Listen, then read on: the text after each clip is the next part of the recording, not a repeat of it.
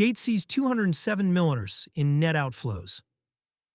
After user theft incident Gate, one of the larger centralized crypto exchanges by spot volume, recorded about $207 million in net outflows over a 7-day window following a reported user theft incident, according to DeFiLlama data circulated by Wu Blockchain on July 11, 2026.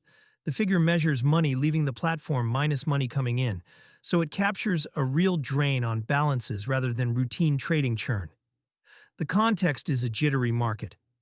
Bitcoin sat at $64,184 as of July 11, 2026, up 0.3% on the day, with the Fear and Greed Index reading 32, fear.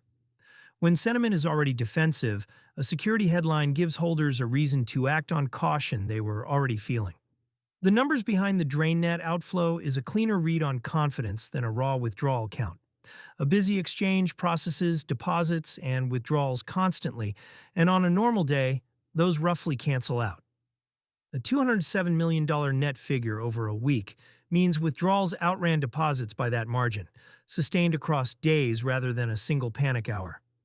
The trigger, per the reporting, was a user theft incident.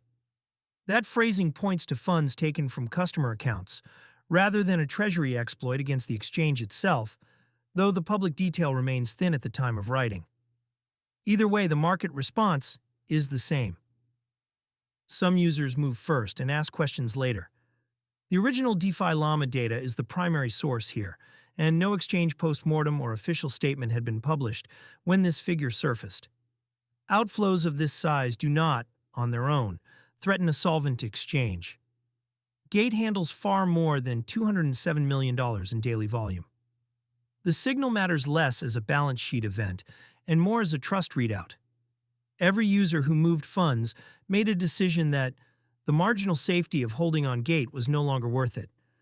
Custodial trust is the real exposure. When you hold assets on any centralized exchange, you hold a claim against that company, not the coins themselves. The exchange controls the private keys. That arrangement is convenient for trading and for spending through linked cards, but it concentrates risk in one operator. If that operator suffers a breach, an insolvency, or a freeze, your access depends entirely on its solvency and cooperation. The collapses of FTX and Wirecard are the reference points people reach for, and they are the reason a headline like this one moves money within hours. The alternative is spending and holding from your own wallet, where the keys never leave your control. Self-custody removes counterparty risk from the venue, though it shifts the burden onto the user to secure their own seed phrase. That trade-off is exactly the calculation the departing Gate balances represent. Some users decided the counterparty risk outweighed the convenience.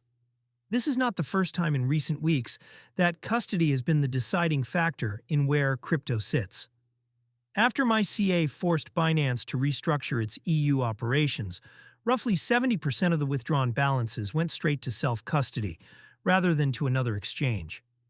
Users are increasingly treating a centralized platform as a place to transact, not a place to store. Practical read for Gate users. For anyone holding on Gate, the base rate advice does not change with the headline, "Keep only what you actively trade or spend on any exchange, and move idle balances off." That holds whether or not the current outflow wave proves overblown. Gate's card and exchange products still function, deposits are processing, and there is no public indication of a withdrawal halt.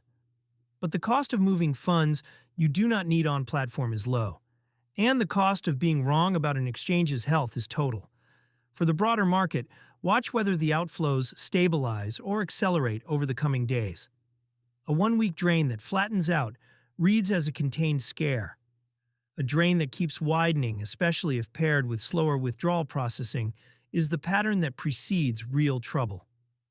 So far, the data shows a single 7-day window, not a trend. The measured event is narrow, $207 million net out, over 7 days after a reported user theft. The lesson it reinforces is not. Balances held on someone else's keys move at the first sign of doubt, and this week they moved.